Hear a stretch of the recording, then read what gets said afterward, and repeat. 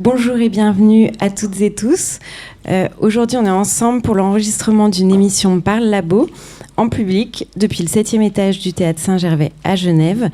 Un grand merci à tous nos invités d'être présents avec nous aujourd'hui et à vous, cher public. Vous êtes super nombreux. On est très heureux que vous partagiez ce moment avec nous. Alors, cette émission, elle a lieu dans le cadre des représentations de la ciné-radio performance intitulée At the End You Will Love Me, enquête sur l'impossible guérison, conçue par Caroline Bernard et toute son équipe. L'intention première aujourd'hui, c'est le pas de côté. À côté du plateau, à côté du spectacle, pour tenter de rendre compte de l'enquête foisonnante, joyeuse ou encore acharnée qu'a menée Caroline à la recherche de traitements alternatifs à la maladie mentale. L'intention première bis, c'est l'échange, la parole qui circule, les regards croisés et horizontaux, dans la même énergie et la même intention que celle portée tout au long du processus de création de la performance. Alors, À la folie, c'est le titre qu'on a choisi de donner à cette émission. Et en compagnie de vous toutes et tous, on va essayer de se demander quel regard, ou plutôt quels mots, on porte sur la personne atteinte de maladie mentale. À travers l'histoire, la perception et la prise en charge de la folie ont constamment évolué. Du prisme religieux à celui de la science et du médical, se pose alors la question de la désignation, du diagnostic, du langage, de l'enfermement par les mots, l'enfermement physique. Viendra ensuite le moment d'agir, à l'intérieur, mais aussi beaucoup à l'extérieur de l'institution psychiatrique. Quelles voies alternatives ou quels dispositifs sont aujourd'hui mis en place sur les chemins du rétablissement et ou de la guérison ? Après ce moment d'échange avec vous toutes et tous, la parole passera à travers le public. Donc, il ne faudra pas hésiter si vous avez des questions, des envies de partage, de retour. Voilà, on se garde ce petit moment-là à la fin. Pour commencer, je suis obligée de passer par toi, Caroline. Tu es l'initiatrice de cette enquête. Et au fur et à mesure de ta route, tu rencontres tous nos invités. D'une manière ou d'une autre, ils et elles participent à ton histoire, à ton enquête. Alors pour cette première partie, je parlais dans mon introduction de la question du langage, de la désignation, et il me semble que c'est aussi le point de départ pour toi et le déclic de ton enquête. C'est-à-dire, effectivement, c'est complètement ça. C'est-à-dire que, donc, pour ceux qui n'ont pas vu le spectacle, on travaille. C'est un travail autour d'un ami à moi, très proche, qui tout d'un coup a été désigné, diagnostiqué, nommé à tour de rôle. Il a eu toute la palette de l'arc-en-ciel, schizophrène, borderline, psychotique, bipolaire, etc. Et en fait, à partir du moment où ces mots-là ont été posés, moi, je n'ai pas reconnu mon ami dans ces mots-là, mais c'est surtout qu'on ne savait plus quoi en faire, puisqu'à partir du moment où l'Institut psychiatrique, en tout cas tel que lui l'a traversé, avait posé ces mots-là, il ne restait plus que l'option des médicamentations à vie, avec des spirales, des allers-retours réguliers en psychiatrie, et rien d'autre n'était laissé d'ouvert par les médecins.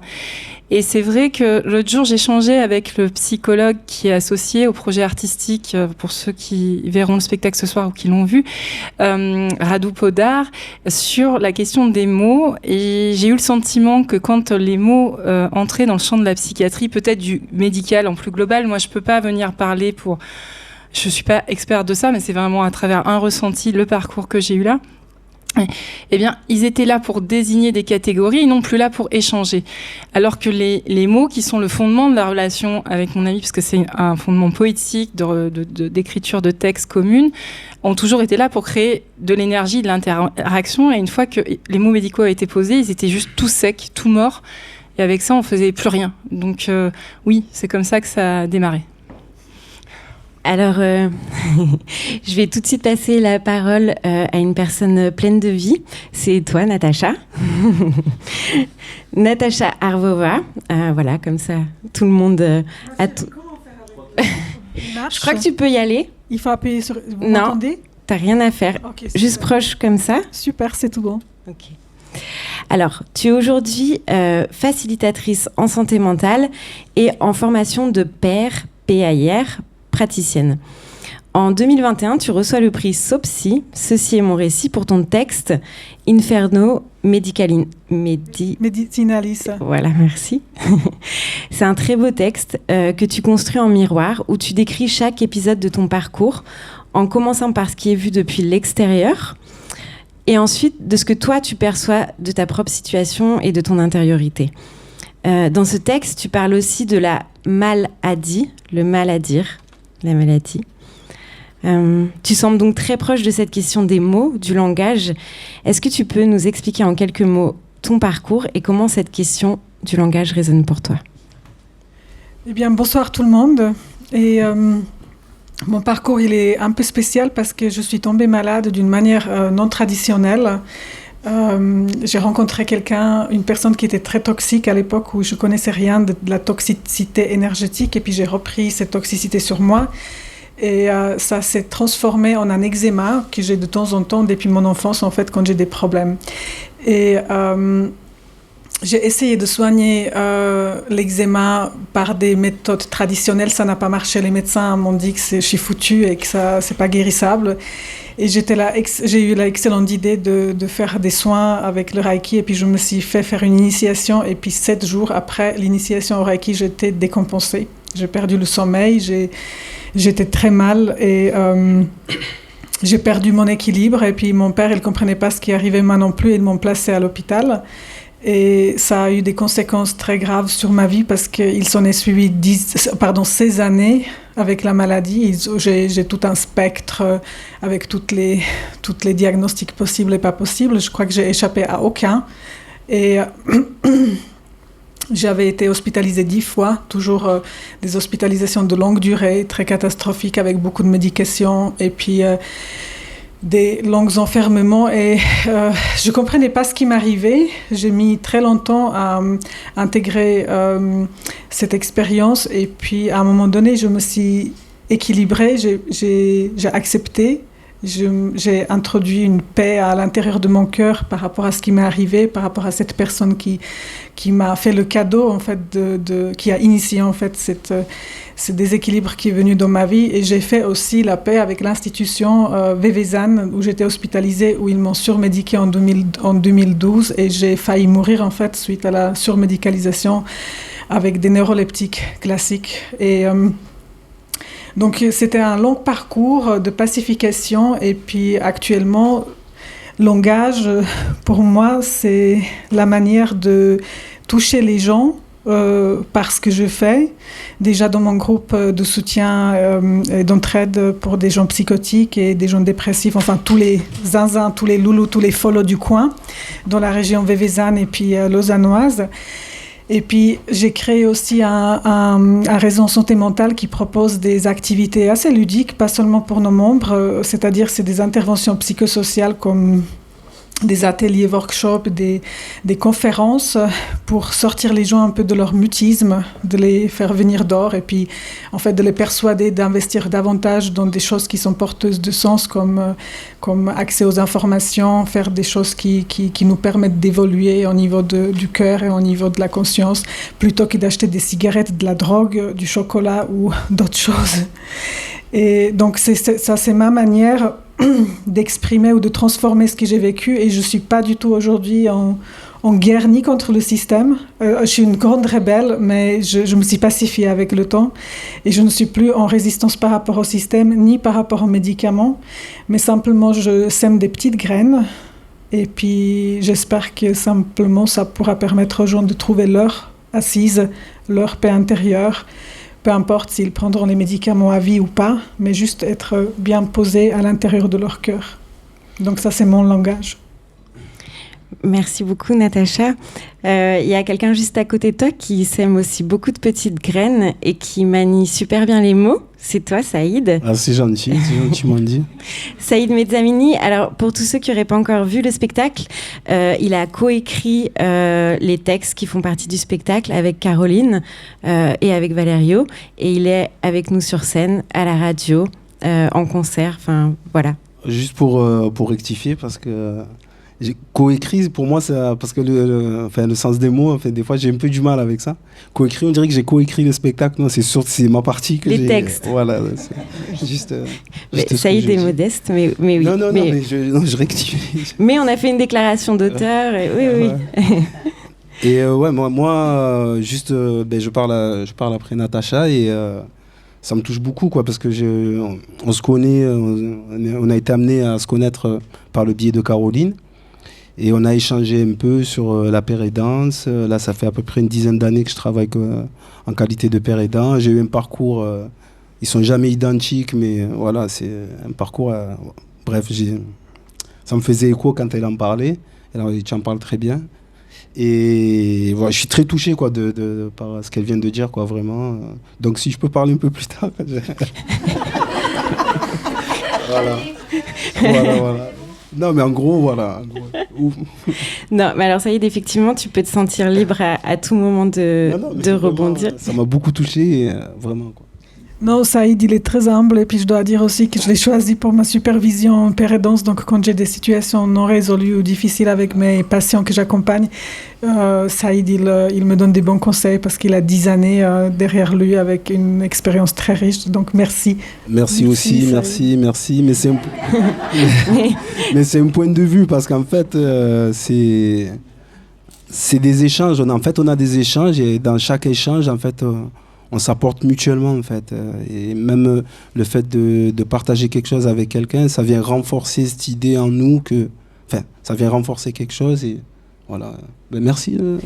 Mais derrière, j'aimerais encore ajouter une dernière chose, c'est que l'avantage d'être fou ou folle dingue et davantage d'être aussi par la suite un père praticien ou père aidant ou médiateur en santé, c'est qu'on est dans la horizontalité, qu'il n'y a pas d'autorité et puis on partage vraiment sur ce niveau-là et c'est extraordinaire. Et c'est ce qu'on aimerait aussi amener, pour ma part, dans le système médical actuel pour descendre un peu cette autorité, pour être plus à l'écoute des gens et pour donner aussi plus d'espace aux proches, aux parents et puis aux partenaires.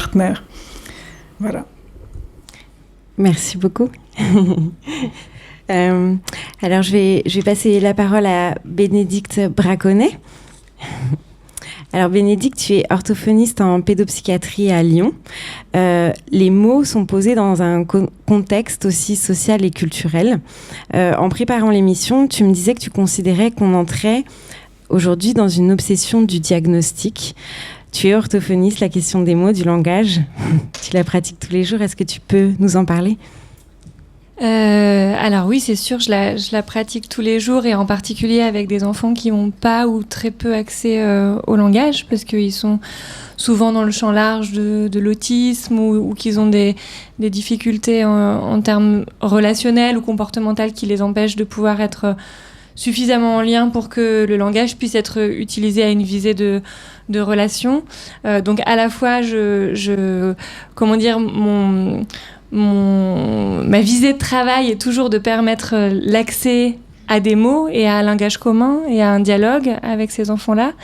Et en même temps, dans les pratiques psychiatriques à l'heure actuelle, l'obsession des mots diagnostiques est quelque chose qui, moi, j'ai l'impression m'enferme en tant que professionnelle et où j'ai souvent peur aussi qu'elle enferme les enfants et qu'elle les enferme beaucoup trop tôt, avec des mots en plus qui sont posés par des disciplines qui se posent parfois un peu en absolu, avec l'idée qu'elles auraient trouvé les bons mots pour désigner les personnes, alors même qu'une écoute plus large et notamment justement une écoute à un niveau transculturel où on peut admettre qu'en fait il y a d'autres réponses culturelles qui peuvent être données à des souffrances psychiques, à des souffrances existentielles et que c'est des chemins, qu'on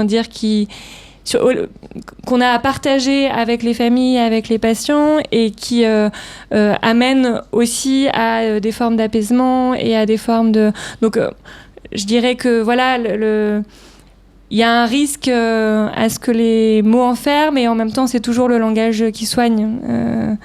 Donc je rejette pas l'ensemble des diagnostics parce que je sais aussi à quel point à certains moments c'est quelque chose qui permet une butée et quelque chose qui permet d'arrêter aussi de chercher des réponses, ou qui permet aussi, alors du côté des enfants, mais je pense que pour les adultes c'est pareil, qui ouvre l'accès à des droits, par exemple aussi, tout simplement, qui permet d'obtenir des compensations à l'école, qui permet d'accéder à des lieux de soins, etc. Mais on a à être attentif à ce que les mots n'enferment pas, et à ce que on puisse ensemble faire un travail du coup dans le lien entre soignants et patients, autour de la recherche des mots justes, qu'il puisse y avoir un espace de liberté et de créativité aussi à cet endroit-là. Et puis en tout cas quelque chose qui soit aussi toujours dans l'échange avec la personne concernée, parce que si je mets ça en regard avec Natacha et Saïd, en tout cas la partie que je connais de votre histoire, j'ai vraiment l'impression que la question du diagnostic, toi Natacha, tu te l'es aussi réappropriée, tu l'as transformée, notamment à travers ce texte, en disant ce que toi de l'intérieur tu ressentais. Et puis toi Saïd, on le voit dans le film qui fait partie de la performance, elle a aussi été fondamentale, cette question-là, pour toi, et t'es aussi allée la chercher ailleurs, du côté aussi de ta culture, parce que tu viens des Comores, et il y a notamment aussi quelque chose qu'on t'a dit là-bas et qui tout à coup a résonné pour toi et t'a permis aussi d'accepter les choses. Oui, il y a cette histoire du poids des mots, et ce qui est assez particulier sur les diagnostics qui sont posés, c'est vraiment ce poids, cet enfermement surtout que, comment dire, il y a cette histoire où les mots ils font écho à partir du moment où on en connaît le sens. Et malheureusement, sur les diagnostics, il y a la définition qu'on a tous, et les fantasmés. Du coup, on est forcément dans le déni, parce que c'est des fausses définitions qu'on a, à part si on travaille dans le milieu médical ou qu'on connaît un peu de l'intérieur.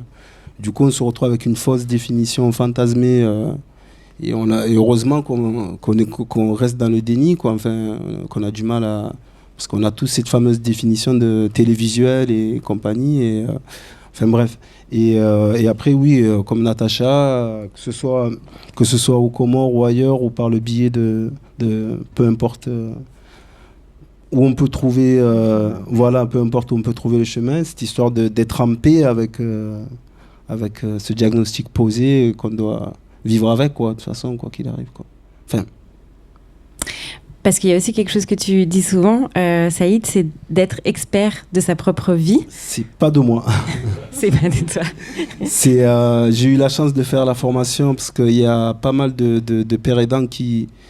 Moi, j'ai eu la chance de faire une formation de père aidant, je sais pas si c'est comme ça, dans la père aidance. Et pendant la formation, j'ai entendu que ce métier se mettait en place justement parce que chaque cas est différent, réagit différemment au traitement.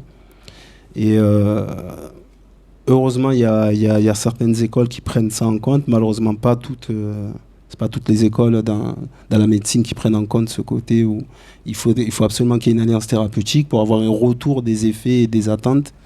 Et c'est là où j'ai entendu ce terme où j'ai entendu qu'on est expert, chacun expert de ce qu'il traverse de sa propre expérience, quoi. Voilà.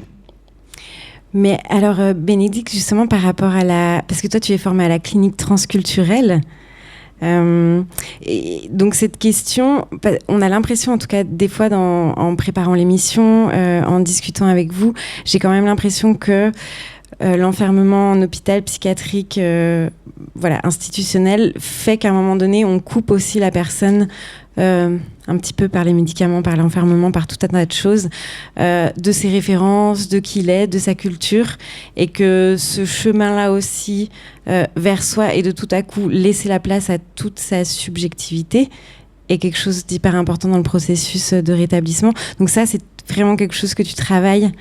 Alors moi, du coup, je travaille avec des enfants donc, qui ne sont pas hospitalisés, mais par contre, ce que je trouve, c'est que des fois, par le langage médical, il y a une forme de prise de pouvoir sur le patient, et que en fait, le langage, notamment dans le champ de l'enfance, un langage qui est très orienté du côté du neurodéveloppement et de schèmes explicatoires qui sont du côté du neurologique, etc., empêche de ramener les familles et les sujets à des choses qui concernent des histoires singulières, des histoires aussi, des perspectives sociales, culturelles, environnementales, et qu'en fait c'est comme si ce langage de la médecine et qui vient trier les patients par trouble empêchait de penser des questions de singularité.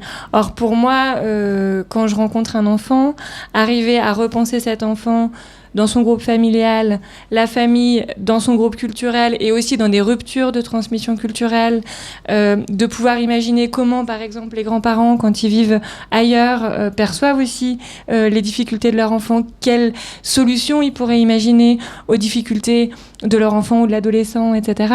C'est juste ne pas considérer le savoir médical comme un absolu qui vient annuler les autres manières de considérer les sujets et de les inscrire dans des groupes. En fait, pour moi, le soin, il est toujours porté par un collectif autour d'une personne qui est en souffrance. Et en fait, c'est un collectif qui peut être à un moment donné dans un hôpital ou dans un lieu de soins, un collectif soignant, mais sinon, c'est un collectif de vie familial, culturel. Et en fait, du coup, il faut être à l'écoute de tout ça. Donc pour moi, le transculturel, c'est cette question-là. C'est comment on est à l'écoute d'autres types de réponses et qu'on ne considère pas son savoir, qui peut à un moment donné être aussi intéressant parce qu'il est allé creuser d'un certain côté, mais qu'on ne considère pas son savoir comme un absolu. Mais que différentes réponses peuvent être audibles et qu'on a aussi à s'engager. Et c'est moi ce qui m'impressionne dans le travail de Caroline et ce que je pense, à mon avis, est toujours extrêmement soignant. Pour moi, ce qui est soignant, c'est un engagement dans la rencontre, en fait. Et du coup, quand on rencontre l'autre, on le rencontre aussi avec tout un arrière-plan culturel auquel, en fait, pour moi, on ne peut pas ne pas s'intéresser, en fait. Voilà. Caroline, est-ce que tu aurais envie de réagir à ça ? Si je fais pas une quinte de tout.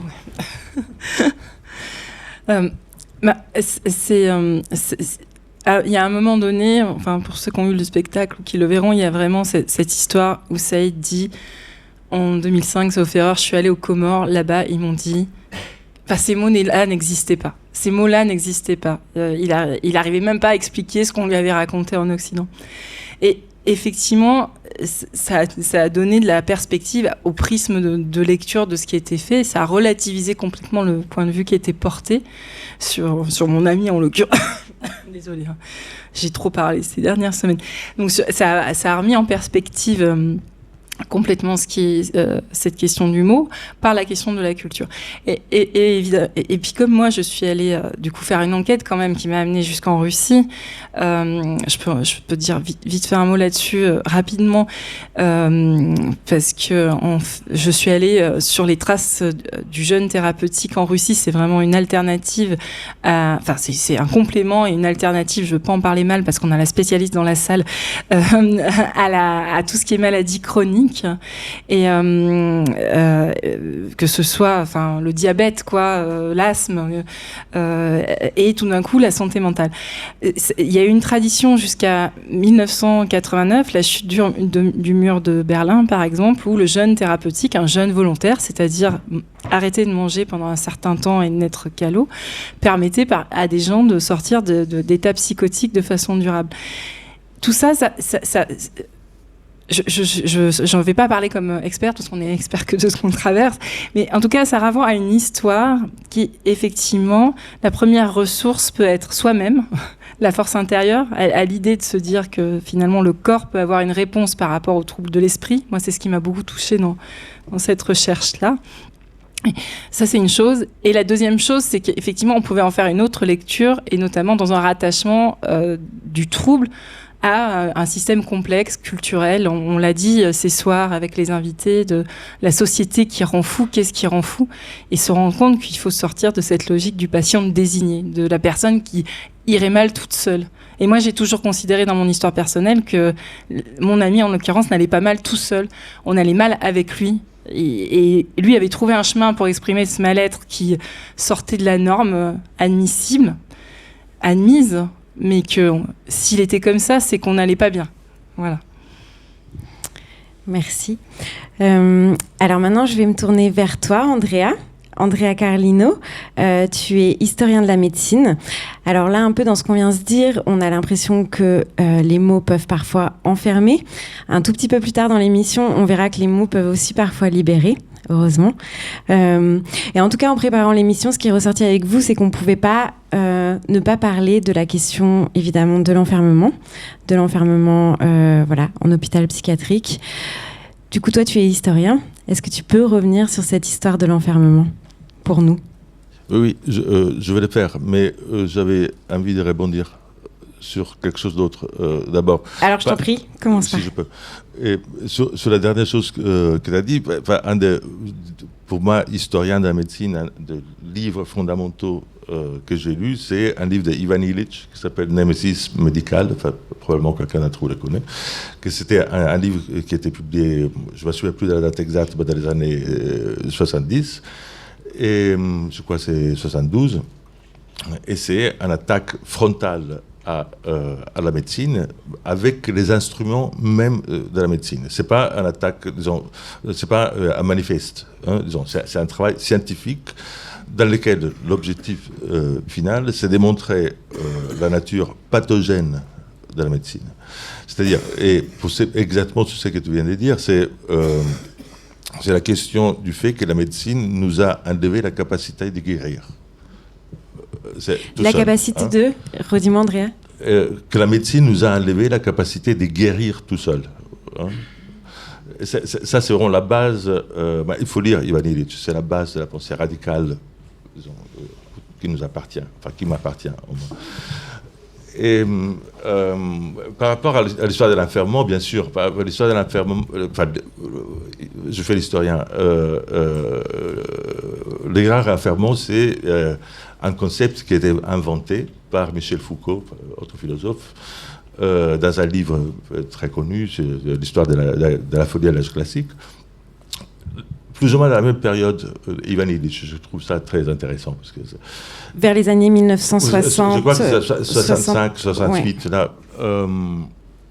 Et dans ces livres, il décrit justement l'histoire de la folie et les passages d'une façon d'avoir affaire avec la folie à travers les sociales, si on veut, entre les communautés, etc., au moment où les fous deviennent un problème, et on doit les enfermer avec tous les marginaux qu'on peut imaginer dans la ville, enfin, les malades de syphilis, les prostituées,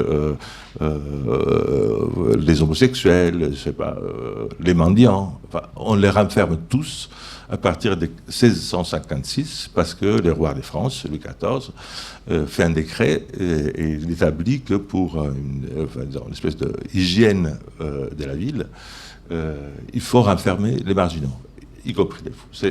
Et Foucault prend ça comme un moment symbolique. Enfin, c'est pas la bonne date, si on veut. C'est pas uniquement en France, à Paris, que ça s'est produit à travers le décret de Louis XVI. C'est déjà avant, peu importe, mais c'est une date symbolique, les grands renfermements. L'histoire de la folie, c'est une histoire, à partir de ce moment-là, une histoire d'enfermement des malades mentaux. Je dirais ça jusqu'aux années 70, à nouveau. Et au moment où un troisième personnage que je crois capital un peu dans cette histoire, Franco Basaglia, un psychiatre italien, il commence il travaille tout d'abord dans des hôpitaux psychiatriques avec des méthodes pas conformes, enfin en cassant les règles, si vous voulez, de l'enfermement, les règles de l'hôpital psychiatrique, et arrive à obtenir que l'État italien reconnaisse le fait que, disons, les hôpitaux psychiatriques sont des lieux pas humains, et du coup, il faut les abolir. Hein. Donc, il y a une loi qui passe à l'Italie, et c'est la fin du grand enfermement, formellement. On discutait, enfin, si je peux rajouter encore un petit truc, on rajoutait, parce que ça nous ramène exactement à la pièce, là, sauf que, disons, quelque part, dans la législation italienne, ils ont oublié de considérer, disons, les sections psychiatriques des prisons comme des hôpitaux psychiatriques. Ça signifie, ça c'est une question qui a été résolue très dernièrement, mais disons, encore il y a des sections psychiatriques dans les prisons, qu'on les appelle comme ça ou pas, et notre Valerio, il était en train de passer, disons, il était dans une prison italienne et il risquait de passer dans la section psychiatrique. Et c'est là que Caroline m'appelait. Mais elle ne savait pas que je faisais de l'histoire de la médecine et de la psychiatrie. Ça, c'est toute la magie aussi de cette enquête et de ce spectacle. Merci à toi, Andrea. Alors, je suis navrée, on a, en tout cas pour l'instant, pas de regard tout à fait croisé et beaucoup d'échanges puisqu'on est obligé de traverser un petit peu les paroles de chacun. Mais peut-être qu'on se laisse encore un temps à la fin. Mais le chronomètre tourne. Et puis maintenant, j'aurais envie de me tourner vers toi, Carlos. Carlos León. Toi, tu es docteur en psychologie et formateur Open Dialogue à Genève. Alors, tu es porteur d'une technique qui tente d'éviter l'hospitalisation par la circulation des mots, par le dialogue, par la parole. Est-ce que tu peux nous l'expliquer ? Merci, bonjour. D'abord, féliciter que cet espace existe. Parce que, effectivement, j'aimerais que une discussion si franche et avec des différents regards puisse exister aussi dans le monde scientifique aujourd'hui, qui est complètement mono, obsessio-compulsivo, schizo, focalisé sur un truc, et c'est la neuro. Lisez n'importe quelle nouvelle sur la neuro, les dernières recherches, et vous allez voir toujours, on commence à trouver quelque chose, et puis dans la deuxième partie, on attend que peut-être on va aller quelque part, et à la fin, il y a une grande promesse. Et moi, ce qui m'étonne dans certaines recherches, c'est quand on parle des recherches sur la schizophrénie ou sur la maniaco-dépression des rats. Parce que je me dis, tiens, j'aimerais discuter avec un rat qui me raconte un peu son expérience mystique, ou un rat qui raconte un petit peu ses angoisses existentielles. Et donc, bon, voilà, si on arrive un jour à ça, alors là, on aura fait un grand progrès, quoi. Mais je pense que ces animaux, ils ne se posent pas ces questions. Il y a beaucoup de choses qui ont été dites. Effectivement, il y a beaucoup de résonances, beaucoup de réflexions qui... Waouh, qui sont fortes, quoi. Je suis complètement d'accord avec tout ce que vous avez dit au sujet de cette possibilité de décloisonner et de traiter de manière humaine les difficultés. C'est vraiment une tragédie, quoi, qu'aujourd'hui nos enfants soient médicalisés et qu'on les donne des antipsychotiques déjà à un très court âge, on ne les laisse pas se développer.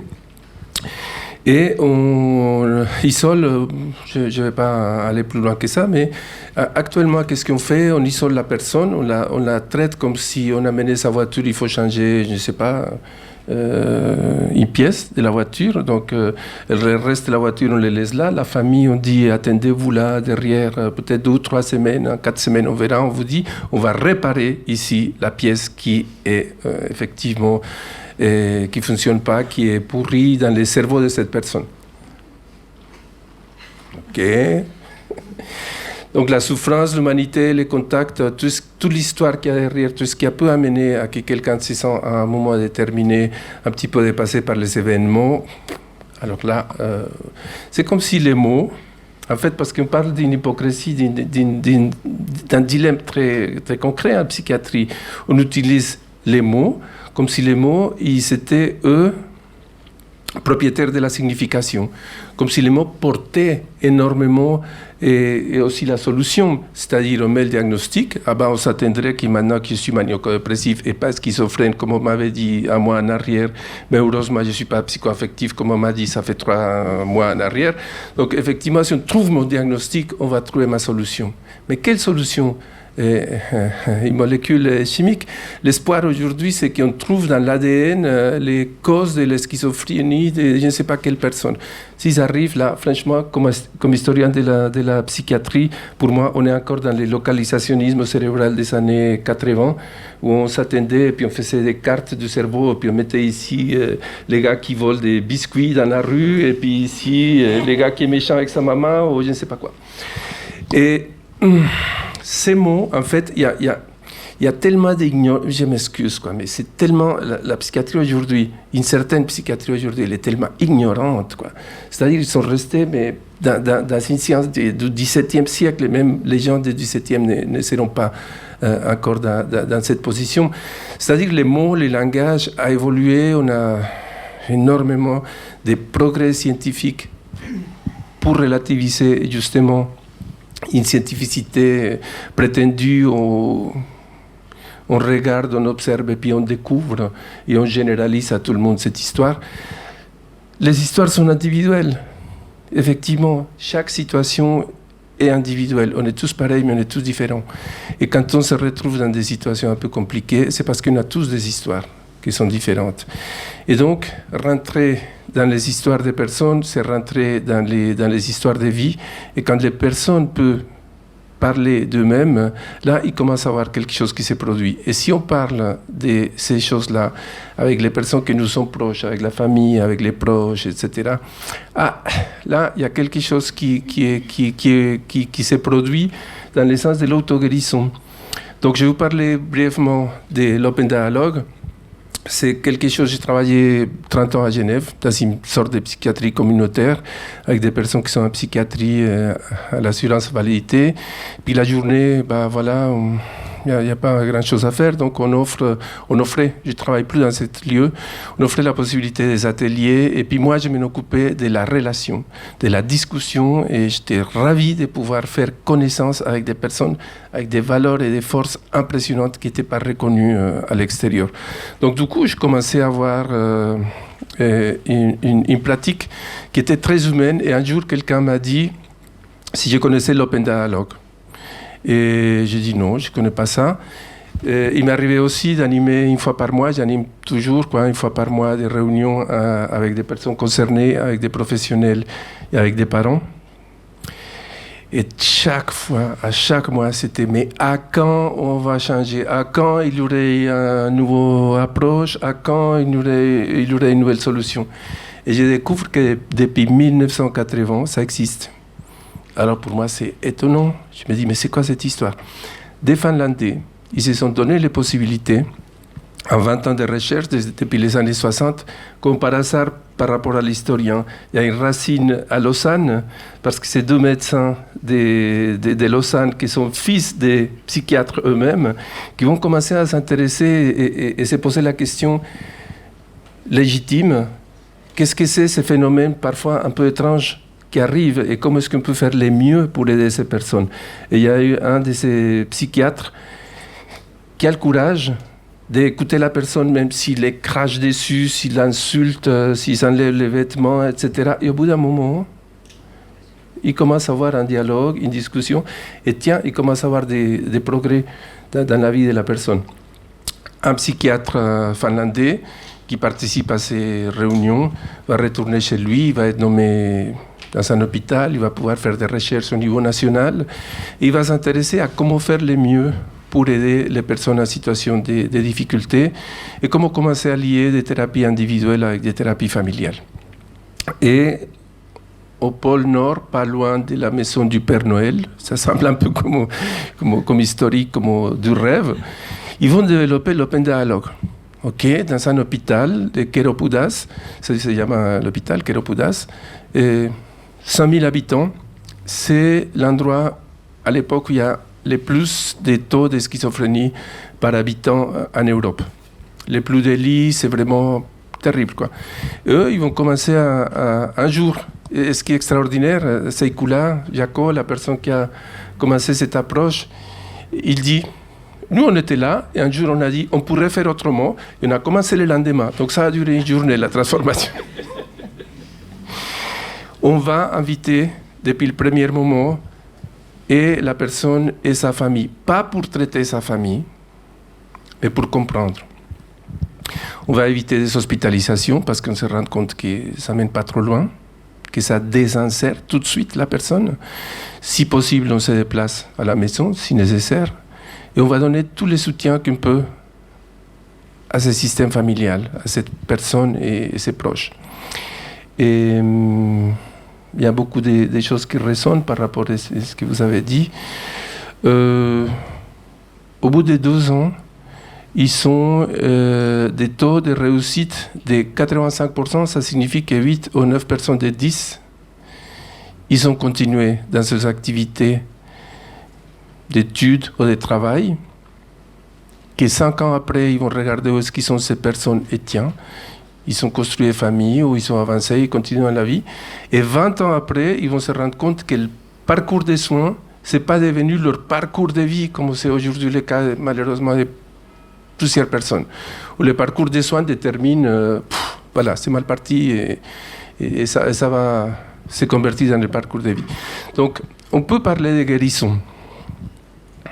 20 ans après, si on n'a plus de symptômes, si on n'a plus besoin de consommer trop de médicaments, si on continue, si on a fait sa vie en fait, et qu'on n'a plus ces difficultés, mais la guérison c'est un mot tabou. Je n'oserais pas dire guérison devant des autres psychiatres traditionnels parce que je vais me faire déjà... Bon. Bref, mais c'est ça, Carlos, parce que tu sais que moi, avant de me plonger un peu dans ce spectacle, cette thématique, je ne savais pas du tout qu'on ne parlait pas de guérison, que c'était un petit peu un mot banni. Et parce que tout ce que je vois avec vous, c'est qu'en tout cas, le mot de guérison, il est là, vous le reposez, vous le remettez dans les mots. Et j'étais à milieu de me dire que c'était un mot qu'on n'utilisait en fait pas. Oui, parce qu'il y a ces modèles médicaux, vous comprenez, la maladie psychique, c'est comme la diabète, ça va se guérir jamais, et c'est la peur. Et donc, retrouver l'espoir, avec des approches qui ont de l'espoir, c'est quelque chose. Il y aurait énormément de choses à dire autour de la parole, parce que ça s'appelle dialogue ouvert. Donc, on parle le plus ouvertement possible. Ça ne veut pas dire qu'on se réduit à des échanges verbaux. On sait que les mots, depuis l'origine, elle est liée aux activités relationnelles. L'enfant apprend les mots avec ses parents, avec ses figures importantes, sa mère, etc. Donc, depuis le début, les premiers sons sont incarnés, sont déjà toute une expression globale quoi, de la personne, et puis il n'y a pas ici les mots, ici l'émotion, et puis ici je ne sais pas quoi. Donc, dans ces réunions, c'est des échanges, oui, à travers les paroles, pas pour influencer la tête de quelqu'un, mais pour créer au milieu un espace où on peut générer de la créativité, où chacun peut prendre ce qu'il peut obtenir. Quoi. Dans ces discussions, on ne va pas obliger à quelqu'un absolument à accepter un point de vue ou un autre. Donc, c'est liberté de pouvoir choisir, c'est liberté de pouvoir s'exprimer, c'est liberté depuis le premier moment que la personne qui est en difficulté, même s'il est en train de passer du coq à l'âne, comme on dit, qu'on puisse l'écouter. Tu me permets de presque passer du coq à l'âne, sans que ça pose aucun souci. Il n'y a pas de souci.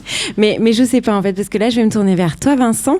Vincent Girard, tu es psychiatre et chercheur, et tu es à l'origine de nombreuses initiatives surtout à Marseille, et notamment pour les personnes sans abri. Tes actions en tant que psychiatre de rue se sont portées beaucoup en dehors de l'hôpital, et tu as apporté le soin dans la rue, en dehors de l'hôpital, à plein d'autres endroits. Est-ce que tu peux nous parler de ça ? Je vais plutôt rebondir sur la question. Tu ne veux pas passer du coq à l'âne, très bien. Des 100 000 solutions. Il y a 7 milliards de solutions. On est d'accord là-dessus, je pense qu'on est tous là en tout cas à peu près d'accord. Mais par contre, des dispositifs de soins qui ont été évalués et qui ont démontré leur efficacité et qui sont en plus respectueux des droits et qui permettent aux gens d'être heureux, il n'y en a pas des masses, quoi. Et par contre, mais il y en a quelques-uns. Je vais vous en donner quelques-uns, et notamment un qui est, à mon avis, le plus important de tous et qui devrait être une politique publique partout dans le monde. Mais avant, moi je vais peut-être commencer par ça en fait. Non, parce qu'en fait ça fait durer le suspense et c'est pas... Donc il y a une politique publique qui a été menée d'abord en Suède et qui aujourd'hui s'est développée dans les pays scandinaves, mais qu'on retrouve aussi, c'est un savoir qu'on retrouve aussi chez les chasseurs-cueilleurs.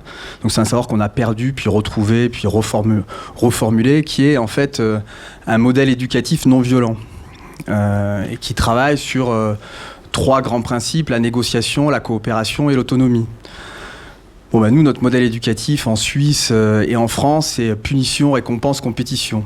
Voilà. Et ça, en fait, ça a un impact sur toute la structuration de notre organisation sociale, nos interactions au quotidien. Ça formate, en fait, notre cerveau sur les 3 premières années. Et après, sur les années d'après, on va en crèche, on va à l'école. Et toutes les réflexions des pédagogues sont unanimes. Ils ont commencé à réfléchir après la guerre de 14-18 quand ils se sont rendus compte qu'ils avaient construit des moutons qui allaient se faire tuer au front. Ils se sont dit c'est quand même un peu un problème. Il y a un manque d'esprit critique chez les adultes qu'on a formés. Donc ils ont commencé à réfléchir à des modèles alternatifs. Et il se trouve que en Suède, il y avait une ONG qui s'appelait Save the Children qui a fait un plaidoyer pour lutter contre les violences éducatives ordinaires, qui est une sorte de dessus de l'iceberg de qu'est-ce que c'est ce modèle patriarcal, enfin, qui est le modèle patriarcal, et quelles sont ses conséquences en fait sur le fonctionnement et le développement des enfants. Et quand ils ont voté la loi de pénalisation des violences éducatives ordinaires en Suède, plus de la moitié, 60% des Suédois étaient contre. Ils disaient en fait, moi, si je peux pas frapper mon enfant, il va finir en prison. Et ben aujourd'hui, la Suède, ils ont un problème, c'est qu'ils ont leurs prisons sont vides en fait, et ils les louent aux Russes. Voilà. Et donc c'est assez extraordinaire. Bon, après c'est une politique complexe qui est pas juste sur le modèle éducatif, mais qui est aussi sur l'ensemble d'une politique parentale, voilà, qui touche tous les domaines, et notamment la lutte contre les inégalités sociales. Et en fait, ce modèle-là, il y a un sous-programme qui s'appelle le développement des compétences psychosociales. Il y a des études de plus de 70 ans sur des cohortes de milliers d'enfants qui montrent qu'en fait, quand vous avez un modèle éducatif dit positif, vous avez une diminution de 30 à 40% des problèmes d'addiction et des troubles de santé mentale dans la population générale. Donc, tout ça pour dire qu'il y a des dispositifs qui accompagnent des gens qui ont des troubles psychiques, mais il existe aussi des dispositifs qui empêchent les troubles d'arriver, quoi. Et que donc, moi j'ai toujours eu l'impression, en travaillant dans la rue, de passer mon temps à vider la baignoire des problèmes, mais en fait il faut peut-être couper le robinet, quoi. Quand on a monté un programme expérimental qui s'appelle Un chez soi d'abord, on nous a dit c'est extraordinaire, vous avez investi 1 et puis vous avez économisé 1,5. Donc c'est bien, ça fait faire des économies, quoi. En gros, quand vous donnez à quelqu'un un logement, il va plus à l'hôpital et du coup ça fait des économies. Et en plus il va mieux, quoi. Et en plus il a un logement, il n'est pas à la rue, quoi. Bon, c'est assez simple à comprendre, mais c'est un rapport de 1 à 1,5. Le programme de développement des compétences psychosociales, c'est un rapport de 1 à 50.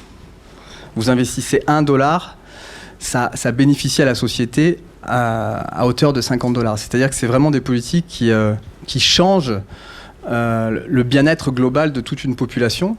Et je pense que ça, c'est vraiment important de le dire, parce qu'en se focalisant... et ce qui est marrant d'ailleurs, c'est que cette question de la négociation, de la coopération et de l'autonomie, c'est ce qui se travaille dans l'open dialogue. Il n'y a pas de mystère, en fait. On est toujours sur le même type de problématique. Les approches orientées rétablissement avec les travailleurs pairs, c'est la même chose. Qu'est-ce qui se passe, en fait? Les travailleurs pairs, c'est des médiateurs. Ils font quoi? De la médiation. Donc, ils négocient, en fait. Ils négocient et ils apprennent aux personnes à négocier pour devenir autonomes et experts de leur propre vie. Donc voilà, c'était ça que je voulais dire. Mais alors, on se stresse pas, on essaye de prendre le temps, mais malgré tout, le temps compte, ne serait-ce que parce que ce soir, c'est la dernière, à 20h30, et il faut que chacun ait un peu le temps justement de redescendre, de se reposer. Mais du coup, on va essayer de passer la parole au public. Gérald, c'est toi qui fais le passeur de micro ? Je ne vais pas faire le passeur de micro. Qui fait le passeur de micro ? Allez-y. Vous m'entendez ? Ouais, c'est bon. Dans la folie, il n'y aurait pas une dimension collective qu'on cherche tous, mais que, je sais pas, qu'on n'aborde jamais. Parce que quand on parle de quelqu'un qui est malade, on dit il a une folie, enfin j'en sais rien, on y met un terme médical. Mais on voit bien, à l'heure actuelle, ça se matérialise avec cette crise. C'est comme si, moi, tous les jours, j'ai l'impression que c'est collectif, la folie. Et puis je me demande tous les jours, mais je suis folle ou quoi ? Parce que j'adhère pas à un narratif, je sais pas. Et en fait, je passe pas une journée sans me dire, mais c'est fou, il y a des fous, on est tous fous. Enfin, il y a comme quelque chose, une dimension collective. Donc j'aimerais bien que vous répondiez. En fait, il y a un éthologue qui disait, Devreux, il disait avoir une réaction anormale dans un monde fou, c'est complètement normal en fait. Et effectivement, aujourd'hui, pour moi, l'expression, la personne qui va avoir une expérience psychotique et parler de ce qu'elle vit, de ce qu'elle est en train de parler, elle parle au nom du collectif qui n'arrive pas à exprimer le sentiment. C'est une sorte de personne hypersensible qui va capter un message et qui va essayer de le faire ressurgir, quoi.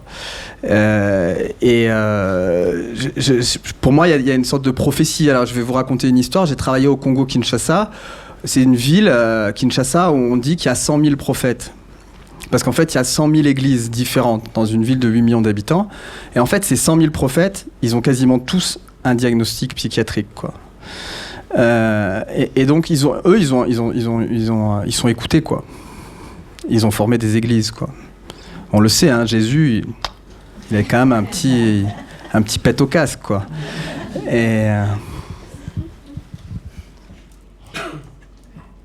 Est-ce que le micro est vers Angèle, je crois, mais est-ce que quelqu'un... C'était pas pour une question, Angèle, hein ? Oui. Est-ce que... Oui, ça peut être tout simplement... Attends, alors je donne le mien, il est plus proche. Oui. Bonjour. Hier, quand j'ai vu le spectacle, il y avait un mot que Vincent a dit. Il a dit, mais c'est pas les fous, c'est la société qui est folle. Et je voulais vous demander, pour renverser la perspective, parce que je suis une personne étiquetée aussi par toutes les sauces et aussi chargée de recherche en psychiatrie. Et donc la recherche donne très peu la parole aux patients, aux personnes concernées. Et je voulais voir avec vous, dans vos pratiques, et même Saïd ou Natacha, si quelqu'un veut me répondre, c'est le fou. D'accord, il a cette fonction peut-être publique d'un message, mais vous, quand vous les avez rencontrés, qu'est-ce qu'ils vous ont enseigné ? Alors là, je ne sais pas qui veut répondre à cette question. On leur dit ou pas ? Ouais, c'est comme on disait tout à l'heure, l'histoire de l'échange, de se dire merci suite à un échange, après un conseil ou...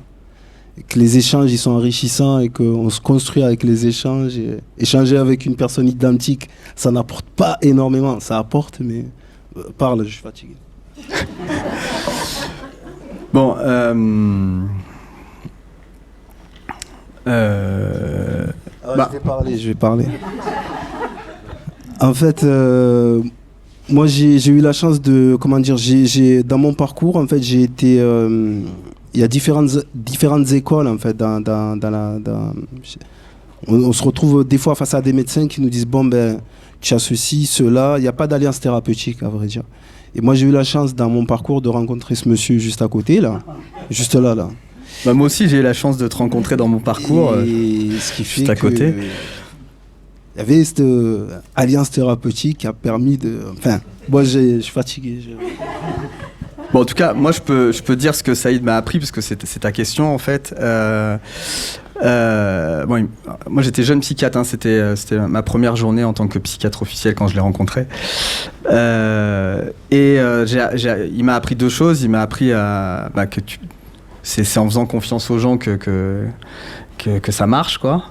Et c'est en prenant des risques. Donc il m'a dit tout de suite, je veux arrêter les traitements. Il était en chambre d'isolement, il cassait tout.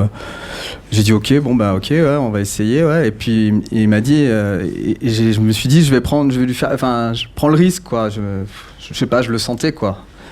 Et en fait, là, t'as plus de traitement depuis combien de temps ? Ça, c'est particulier comme sujet, monsieur. C'est dans l'histoire de Caroline, il y a cette histoire de quête. Et moi, j'ai pour habitude de dire qu'il y a cette quête du bien-être qui est essentielle, quoi. Que, peu importe où on en est dans son parcours médical ou de soins. Et quand on a la chance de nous laisser la possibilité de contribuer à nos propres soins, c'est fantastique. Bref. Et, pardon. Et par rapport à ces histoires de traitement, il y a cette histoire il y a des personnes, je sais pas, c'est par rapport à l'histoire aussi qu'il y a des milliards de solutions, ça reste évident, j'espère, parce qu'à partir du moment où dans mon parcours, j'ai entendu que le cerveau était un univers qu'on a encore énormément à découvrir, ça laisse beaucoup de possibilités, et il y a certaines personnes qui arrivent à atteindre un bien-être dans ceci, dans cela, mais ce qui est essentiel, c'est être à l'écoute des attentes de ces fameuses personnes qui soient au centre de... Non mais je me rappelle en fait ce que tu m'as appris, parce que on a discuté stratégie pour comment faire, quoi, pour que ça soit possible, et toi tu avais une stratégie très claire, tu m'as dit moi j'arrête de fumer des pétards, et je fais la prière, quoi. Et moi, je venais des États-Unis où j'avais travaillé dans un laboratoire de recherche où la moitié des chercheurs, c'était des usagers de la psychiatrie. Aux États-Unis, ils sont peut-être des fois, par certains côtés, très spéciaux, mais dans les universités, c'est vraiment des endroits assez intelligents et ils ont nommé quasiment dans les grandes universités, tous les professeurs ont un trouble psychiatrique sévère, les professeurs de psychiatrie. Parce qu'on considère qu'eux, au moins, ils savent de quoi ils parlent, quoi. Et du coup, pour revenir à Saïd me dit, et dans ce labo de recherche, on m'a dit, la spiritualité, c'est vachement important en fait dans les processus de rétablissement. Et quand Saïd il m'a dit, moi, je veux prier, j'ai dit, ouais, mais en fait, ça devrait marcher, quoi. Et en fait, ça a plutôt bien marché, ouais. Ouais, mais c'est... Ouais. Je sais pas, c'est toi qui dis. C'est pas le genre de choses qu'on apprend, je pense pas, vu les docteurs...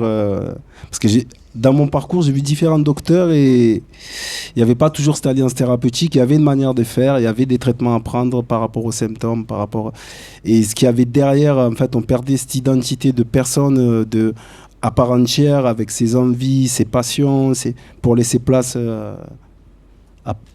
au diagnostic dans son entièreté, quoi. Oui, puis il y avait aussi le fait que les traitements, ils enlevaient ta créativité, du coup tu pouvais plus t'avais plus l'inspiration pour faire les chansons et pour écrire, ça aussi c'était un des trucs. Et il y avait les cheveux aussi. Ouais. Il y avait les cheveux. Parce que je chante beaucoup, ça me permet d'extérioriser. Je peux faire une démo là, mais après je sais pas, ça va plaire à tout le monde.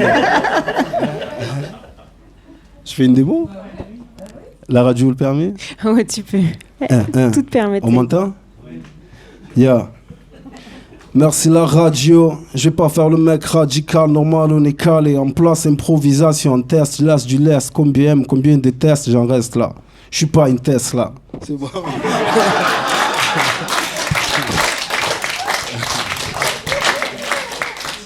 Merci. Merci Saïd.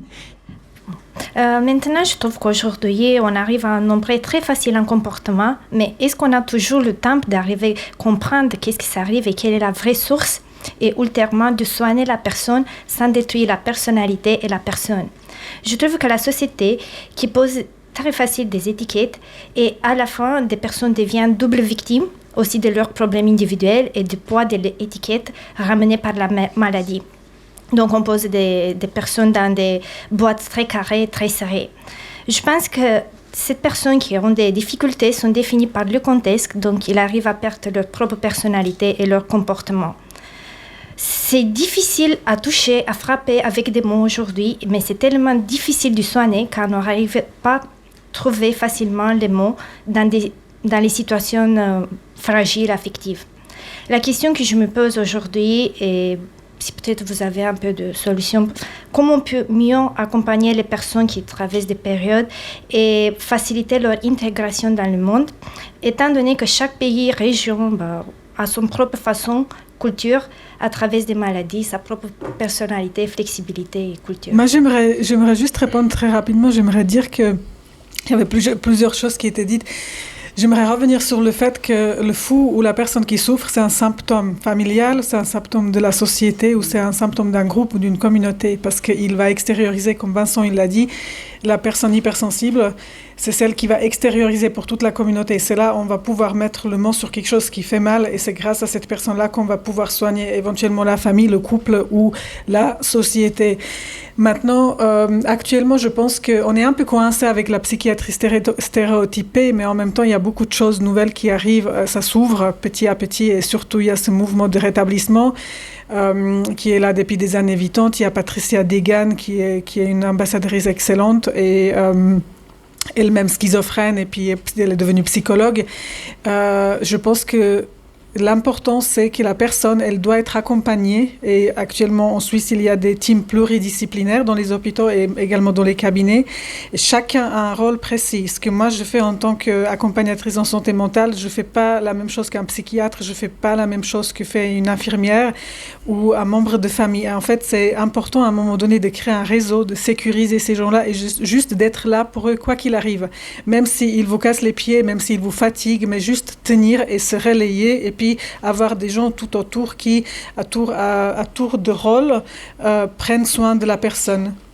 Et je pense que c'est très important de ne pas laisser tomber ces gens-là parce qu'ils sont souvent en manque d'amour, en manque de confiance en eux-mêmes, ils sont complètement sans stabilité aucune et c'est important qu'ils sentent qu'il y a quelqu'un qui est là pour eux, quoi qu'il arrive, vers qui ils peuvent se tourner et que la personne ne les juge pas, qu'elle va juste accueillir ce qu'il y a, même si vous êtes juste en face de la personne et vous écoutez ce qu'elle dit, et même si elle vous crie dessous, même si elle vous crache dessous, vous êtes là, vous tenez, puis après vous vous lavez, et puis vous revenez pour qu'elle fasse la même chose, pour qu'elle libère. Parce qu'à un moment donné, elle va libérer, et ça va faire le chemin pour une ouverture pour elle, pour qu'elle puisse vraiment mettre avec vous la main sur ce qui fait mal. Et c'est ça très important et c'est ça aussi pourquoi on a des psychiatres qui peuvent après prendre le relais et puis faire ce travail beaucoup plus profond.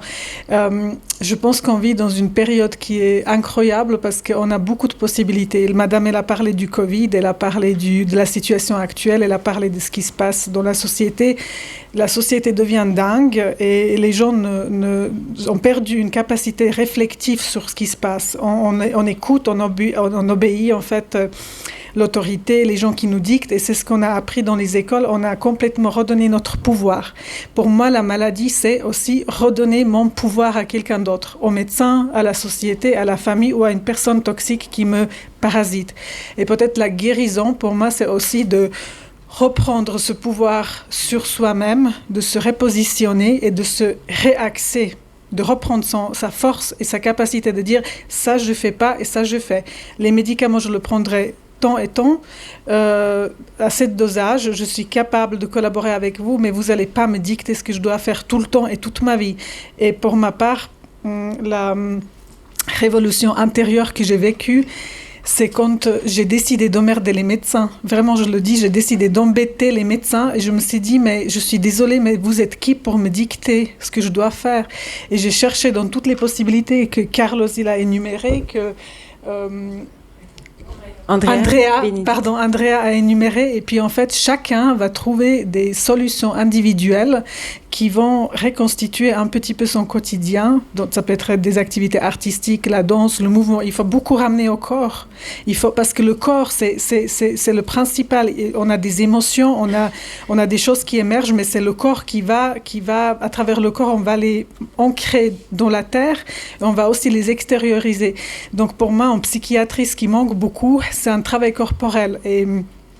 Et il y a maintenant des parallèles, par exemple, entre des médecines traditionnelles ancestrales, le chamanisme et d'autres approches, qui travaillent beaucoup le corps, où on chante, où on danse, où on va se mettre en transe, et puis on va vraiment vivre à travers le corps ce qui nous tracasse, puis on va extérioriser.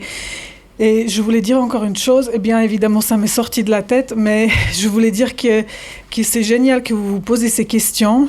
Et j'avais envie de dire que culturellement, dans chaque pays, on va considérer les gens qui vont pas bien différemment.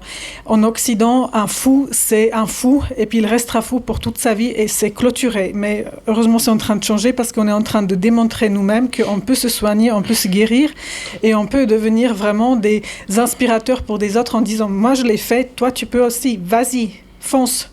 Et moi, je suis fragile. Moi, je reste fragile. J'ai des moments quand j'accompagne des gens et je suis complètement hors moi-même et je suis fatiguée et j'en peux plus. Et là, je coupe, je m'enferme et je m'occupe de moi pour revenir à mon centre. Et c'est ce que j'amène aussi chez les gens avec qui je travaille. Je leur montre ça. C'est-à-dire qu'il faut à un moment donné se couper, s'isoler. Et puis, on peut faire aussi l'hypostimulation à la maison et pas à l'hôpital. Et moi, je dis à mes médecins, laissez-moi faire l'hypostimulation à la maison. Je préfère être enfermée chez moi avec ma minette, avec mes plantes, avec mes oiseaux que je nourris, plutôt que d'être dans une chambre de 7 sur 7 mètres et puis sans les toilettes et sans rien, et catastrophe. Et il y a des pays où, quand vous tombez malade, par exemple en Afrique, en Mongolie, ou vraiment des pays très lointains, un peu exotiques, où quand vous tombez malade et vous traversez en fait ce cheminement d'un fou, on dit ici fou, mais là-bas on dit chaman, on dit laissez-le, on va l'accompagner, la communauté va l'accompagner parce que cette personne-là, elle est en train de devenir le guérisseur. Et le truc, c'est d'accompagner vraiment dans la complétitude, dans la totalité, cette personne pour qu'elle puisse accéder à ses dons. Parce que la folie, c'est, comment je dirais, moi, la folie, elle m'a permis de revenir à moi-même, elle m'a permis de me ressaisir, elle m'a permis de devenir la personne qui je suis aujourd'hui. Et je m'apprécie beaucoup plus maintenant que quand j'avais 20 ans. Je t'apprécie aussi. Merci. Donc, je ne sais pas si j'ai répondu à la question, mais j'aimerais aussi dire que tout est juste, parce que sans rentrer dans la métaphysique, moi je suis très métaphysique, mais tout est juste parce qu'on a un cheminement de vie. L'âme, elle choisit ce que vous allez vivre, elle choisit des rencontres que vous allez faire, et elle choisit aussi des difficultés que vous allez traverser. Et on peut y croire ou pas, mais moi ça s'est confirmé, et moi j'ai décidé de collaborer avec mon âme, et puis faire ce travail intérieur, et c'est ça qui est très guérissant. Donc voilà, pour ma part, je ne sais pas si j'ai répondu à la question. Moi, je pense personnellement que la maladie, quand elle arrive, c'est une invitation à ôter le masque, justement à enlever la persona et puis regarder ce qu'il y a derrière. Parce que, bon, je suis un peu jungienne, même sans l'être vraiment réellement. Je m'intéresse beaucoup à la psychologie jungienne. On sait qu'il y a l'ego, il y a le jeu, il y a le shadow, l'ombre. Il y a plusieurs composantes de notre être. Et puis... je parle de ma propre expérience, je ne peux pas parler pour les autres, mais la maladie, elle m'a permis vraiment de regarder à l'intérieur de moi et puis de définir qui j'ai envie d'être et puis de me reconstruire et de faire, de faire un inventaire et puis de décider ce que j'ai envie de garder du passé, de ce qui j'étais, qu'est-ce qui était utile, qu'est-ce qui n'était pas, et puis de laisser en fait tout le reste de côté, et puis juste de redevenir la personne qui je suis invitée à être. Alors pour moi, le masque, on le porte tous parce qu'on nous a pas appris à être authentique. Et ce que j'ai gagné à travers la maladie, c'était ce côté où je me suis autorisée à aller vers mon intégrité, à mon authenticité. Et aujourd'hui, je peux parler des choses auxquelles je crois, même si mes pères, les gens qui sont en face de moi n'y croient pas forcément, mais j'en parle parce que je sème des petites graines et peut-être ça va agir à un moment donné. Et les masques, c'est pas mauvais en soi. C'est pas mauvais en soi, mais c'est juste après, à un moment donné, quand on veut être vraiment dans sa vérité, c'est inutile. Donc c'est à chacun de regarder qu'est-ce qu'il a envie de faire avec ça, quand et comment. Et je ne jugerai pas les autres parce qu'ils ont des masques, mais il y a à un moment donné le moment pour chacun de le lever et de rentrer vraiment et d'habiter notre corps et devenir qui on est appelé être. Merci Natacha. Simplement Carlos. juste, c'est quand on parle sans masque, peut-être qu'on commence à guérir. Merci pour votre contribution. Vincent, alors je te laisse le mot de la fin. Le masque, il est... Moi, l'expérience qui m'a aidé le plus à l'enlever très rapidement, c'est l'expérience chamanique. Mystique, en fait. Voilà.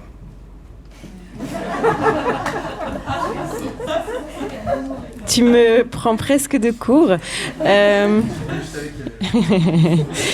Je pourrais continuer la métaphore parce qu'au théâtre, on porte aussi des masques. Mais je vous invite à venir nous voir ce soir, voir derrière les masques, parce que je crois qu'il y a aussi beaucoup de ça dans ce spectacle, de laisser tomber les masques. Et voilà, merci infiniment à vous tous et toutes. Merci, cher public. Et on se retrouve, j'espère, encore ce soir. Bravo.